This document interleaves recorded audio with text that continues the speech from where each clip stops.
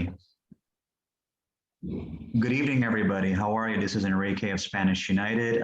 Tonight we have a very special guest. Would you be kind enough to introduce yourself to the audience? Hi, greetings. My name is Eduardo Aponte. And thank you for being on the show, Eduardo. I truly appreciate it. Totally my pleasure. Yes, as we had spoken over the phone and through text messages. Right now, there's a lot of issues concerning Hispanic inclusion and everything. And one thing that is very important is the entertainment industry.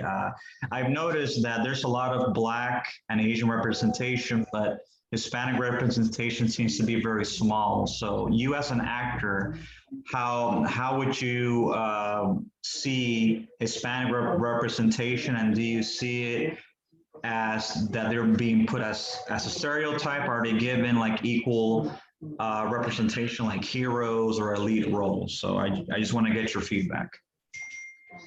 Well, let's take it like in different segments, right? Mm-hmm. I think throughout the years, everything has keep on changing a lot, especially like prior to COVID and now after COVID. And you will see that in the by next year, when they talk about 2020, 2021, what the social media and how the social media change everything for actors in the entertainment industry, you will see a lot of Latinos, Black community, and other minorities coming up because of the boom that being exposed through social media has put them, now showcase them to the world of the industry, and being able to like show up that they are like, they have the talent, that they have what it takes to become a lead or be a great supporting cast. And we'll see that in the next feature for sure.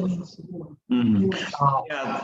Yeah, the reason why I asked, because even though Hispanics are slowly getting inclusion in the entertainment industry, but from what I've noticed, they don't really show in the media or in the movies really positive roles of Hispanics. It's like they usually put them either in cartel style movies or in movies where they're like criminal. Like you don't really see them like doing like a positive role. Let's say like a hero of something, or let's say an educated family that's like doctors and about their, that type of thing. It's always a stereotype that they're gangsters, that they're criminals, that they're undocumented, or they're servants. So that's a little bit of a concern, because with my organization, Spanish United, I want to break the stigma of, what it means to be Hispanic, because Hispanics are still stigmatized as being either as criminals or as, domestic servants. Well, yes, definitely there's a lot of stereotypes out there, and has been for years. And I would say the more prepared, I'm in every facet of my life, in every part of my career, as an actor, as an engineer, or any other area that I work, I'm a true believer that that person, the one that is the hungrier, the one that is more prepared, should definitely like earn the role or the job that they are applying for, right? That's my belief. Mm-hmm. Personally. And nowadays, there's no excuse to like, I'm not talking about going to school or college or anything. I'm talking about there are ways right now to educate yourself and get the tools that you need to be a contender for any role in this industry or for any job out there. Depending who is the producer, I mean, there's so many factors to become a Latino actor and be successful in this business. And you cannot just, nowadays in 2020, 2021, you cannot just sit down and wait for let's say here in the United States, just to put an example, a well-known, long-time writer, which is from, I don't know, West Virginia. He's a white writer that he's in his life, he grew up in a certain way, and he only knows about what his experience and what he writes is about, well, a white person being the lead with a white lady or so and so. You cannot just blame, okay, why I cannot be the lead on that movie that they're casting for a white person, because the specific of the roles call for that one, right? Right. But now that we have people like Lin Manuel is one of them. We have Guillermo del Toro. We have Robert Rodriguez. We have Alejandro Irañutus. So we have people now that are coming as director, producers. We have writers out there that they are putting the work to have Latinos like being cast as leads and supported roles, or mainly Latinos that work in the whole movie. But that's because the production is being designed and the script is being written for that type of roles. So to me personally, I cannot just blame on there's not enough Latinos out there, because I don't know which. I honestly do not know where whoever is picking up picking up the material, or which project they want to write on, they want to work on. If we don't put ourselves into the work to produce, to put that material out there, to produce what we would like for us to be the game changers, like write some roles for maybe a Latino superhero, right? The hero of a doctor who is Latino, who does this and that. It's up to us to make the changes. That's what I personally believe. And that's what has been happening. And like I said, with the whole boom of the social media, that during the COVID time, a lot of people have been putting content out there, showcasing how good they are writing, producer, editing, doing their own thing. I totally believe that in the next 3 years, we'll see an increment of Latino producer, directors, and actors being out there. And it will be impossible for the industry not to recognize that we have a strong presence and what it takes to be up there. I agree, because I feel that with the way the climate is, Hispanics have always been here, but I've always said to many people I've interviewed that Hispanics tend to be invisible when it comes to many things, not just in entertainment, when it comes to academics, when it comes to science. It's like I want to see more representation of Hispanics, not just in media, but also in the fields of science and academics and education. Like, one of the things that I emphasize in my organization, Spanish United, is the emphasis of education. And slowly but surely, many of us are getting there, especially as Hispanics become more assimilated and more integrated into modern society. Those more starts to change, but we still need to get where we need to be, because I said it before that the only way we can better our economic and living situation has to do through education. We cannot have the mentality, oh, education is not for us, and then expect, why am I working at this job and not moving up? And all it has to do with education. So I really emphasize, people in my movement, whatever talents they have, is to go out there, be proactive, meet with people, talk with people. Don't be shy, because that's the only way you're going to get out there. And I really feel that with Hispanic, Latino actors, like you said, they really need to put in the effort to try to put out materials, not just wait for directors to give them a role that's not going to be what they would want to be. So I think it's very important that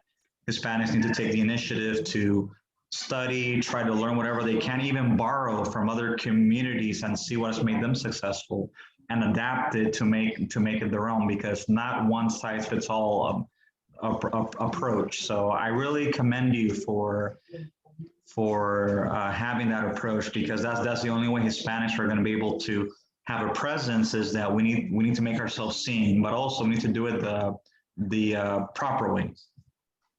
Absolutely. I know you remember the movie Stand and Deliver. Yes. And that's such a great movie, and definitely showcase the struggle back in the days. I mean, I could be wrong, but I'm pretty sure still can happen a little bit, but not to the extent that it was back then in those years in East LA, where Latinos were always kind of set for failure or expected to fail. And if a teacher stand up and take care of his own, put him in a position to win, what happened to society? What happened to everybody around them? They would not believe it. They would be like, they would think that something went wrong, that ugly, that they cheated, that they did something illegal because you were not supposed to be successful. That movie shows a lot. That movie shows a lot, and that's a movie that also back into the acting part, was written, was directed, was produced to emphasize putting the Latinos, even though there were some stereotypes on it, but how to break the stereotype, how to also like teach them how to like come out of that bubble and become something part of a bigger bubble, the bigger whole society. And to me, the way it was produced, it was for to showcase something better for about the Latino community.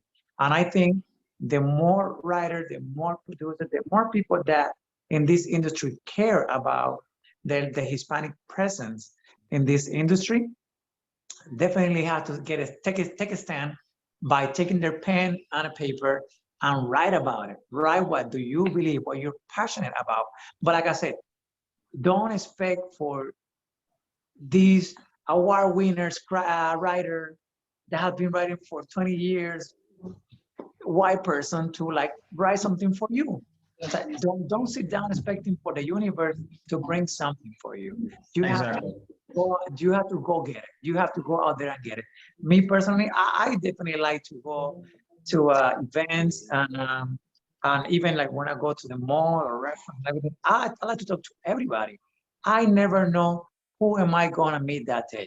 I'm not looking for something specific. I'm not looking for hopefully. I just like to talk to everybody because that's who I am, and B, I'm a very social person. But also you get experiences from not only for your life but for other people's life. That I might get a great idea by talking to you out of a cafe on how you have how you grew up, where you come from the East Coast to now California, how you've been like putting the good work, all of a sudden pushing hard to get get your thoughts and your passions out there by bringing this community, by starting your podcast, by doing everything you have done. And I'm just listening to you and I'm just going starstruck, like, oh my God, that's such a great story. Let me write about this. And because I have the ability to put these words in a sequence, in a rhythm, to make such a great script for a movie or for a TV show, I'll definitely take advantage of it. So I think it's up to us to take the fight into like what we can win. That's what I believe. Right. And I've known you for about 10 years now, or a little bit more than 10 years. And we've always kept in contact. And one thing that I've always liked about you is that you're very, not only friendly, but spontaneous. You know, you're very attentive. You know, when you were working as a waiter in California Pizza Kitchen, you know, you served me and my mother very, very well. And, you know, that's something that, you know, Hispanics can learn, that, you know, you have to make relationships with people. It's like, I remember when I used to work in the financial industry many years ago, one of my directors told me that the key to being successful in business or any type of field is that you got to make relationships with people. When people feel that they can trust you and that you're honest, sincere, and you have integrity, people are going to be open with working with you. If people feel that you have an ulterior motive, that all you care about is to benefit from them, or you're being phony, you know, people feel that. People can definitely feel it. So it's very important that when Hispanics try to go into the industry, any type of field, that they gotta learn to be more open, have integrity, be honest, and just try to get to know people. Because like you said, you know, you never know who you're gonna run into. Like, I've been living in the LA area for almost 11 years, and I've met a bunch of people. I've met people like from Salma Hayek to Andy Dick to John Stagliano, to a lot of, you know, people I never even thought that I would meet. And all of it has to do is just, you know, being friendly, being polite, and being open to them. That's correct. That's totally right. I totally believe so too. You have to be genuine. You have to be yourself, and people like you or not, depending on who you are. And you don't have to be liked by everybody. That's totally okay. And same way, you don't have to like everybody either. you click with the right person that definitely goes with you. That's totally okay. Same way that probably school or college is not for everybody. That's totally cool. Also, that's totally okay. Not everybody can be a doctor. Not everybody can be an actor. Not everybody can be, an astronaut. You just have to know what are your strengths, what you're good at, what you're passionate, and then just put out the work. Be yourself. And family-wise, friendship, and career-wise, they come to you. They come to you because you attract that energy. Um, Going back to the main subject, that's part of what I think, and especially going back to the specific point about COVID. Um, During last year, during the auditions and so, a lot of people that are in the industry, there, I mean, there's two type of actors, right? There are those that, well, they need to like come and work. They have to wait tables. They have their 9 to 5 job, but they still have, they happen to auditions. Some people work on retail. They just try to make it happen, living wise while they're auditioning. And there are others that are lucky and blessed that their family can help them out, or they come from a family that are actors already. So, you cannot hate any of them. They are both looking forward to like be the best at what they do in their own way, right? Right. So during COVID, a lot of actors, especially a lot of people that I've been knowing for the past 10 years, that I went to classes with, that I do improv all over LA. Some of them went back home. Some of them went back to the East Coast, to the other countries, because, okay, I can't be here right now. I don't have my job. I don't have anything. So they left. In a weird situation for all the Hispanic friends that I have in this industry, and me myself, our opportunities just multiplicated. Like I was busier during the COVID time than ever before. I was having more business, I was booking more jobs. I was able to be in front of more casting directors, producers, great agencies. I was also being signed by an amazing talent agent who is great. She worked super hard for me, and that happened during the pandemic time.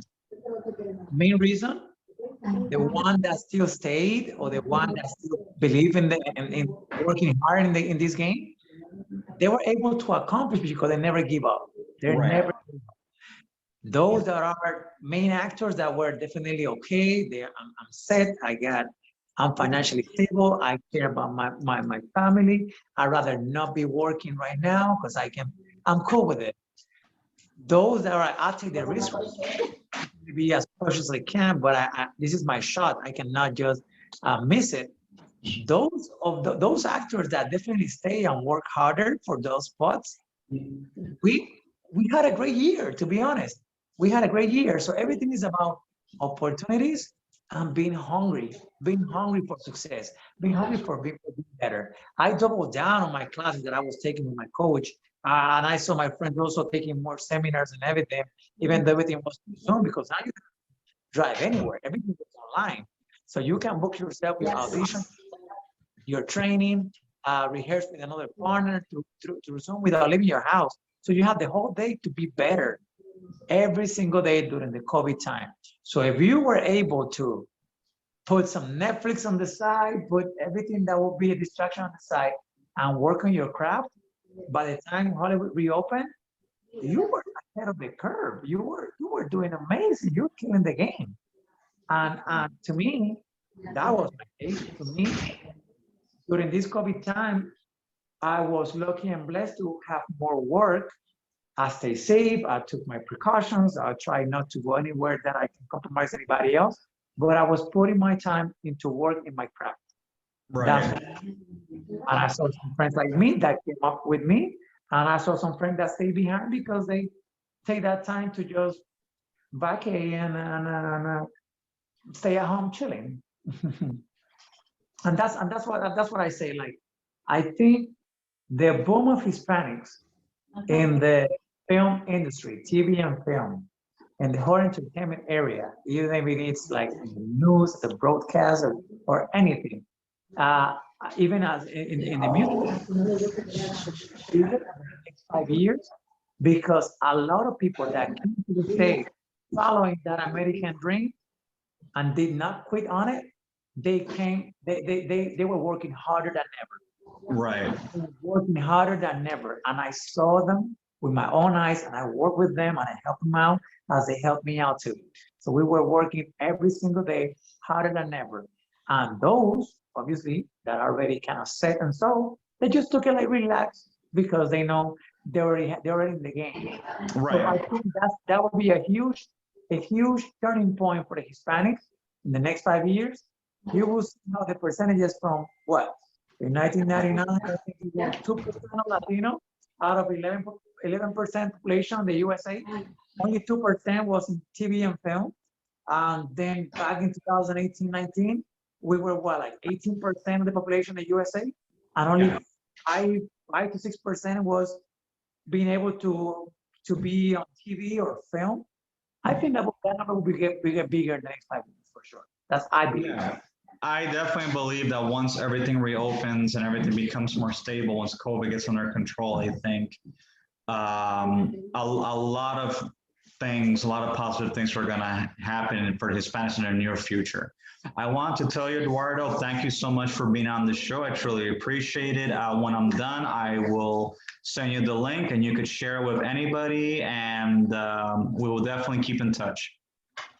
Well, thank you for your time. It's totally been a pleasure to always like being in contact with you, always sharing good stories and getting to know you, my man. I'm super proud of you, everything you have been accomplishing through all these years. I know you've been working hard in many areas, and now you have this podcast to put some good word, to put some knowledge out there for everybody who wants to listen and who wants to contribute to this movement. I really appreciate you and everything you're doing. Not a problem. And again, my purpose is culture over color, is to get Hispanics to have pride in themselves, to expose injustice and to uplift the Hispanic race. That's basically what Spanish United is about. Absolutely. Just being the example, just keep working hard, keep putting the good work, keep working on yourself to get better by the day. Through that example, you will get more people following your lead and also contributing to the Hispanic community to be united, to be successful, and to be putting the good representation out there. I agree with you. Thank you so much, Eduardo. Have yourself a wonderful night. You take care of yourself, Papa. Thank you. Have a great night. You too. Bye-bye. Bye-bye.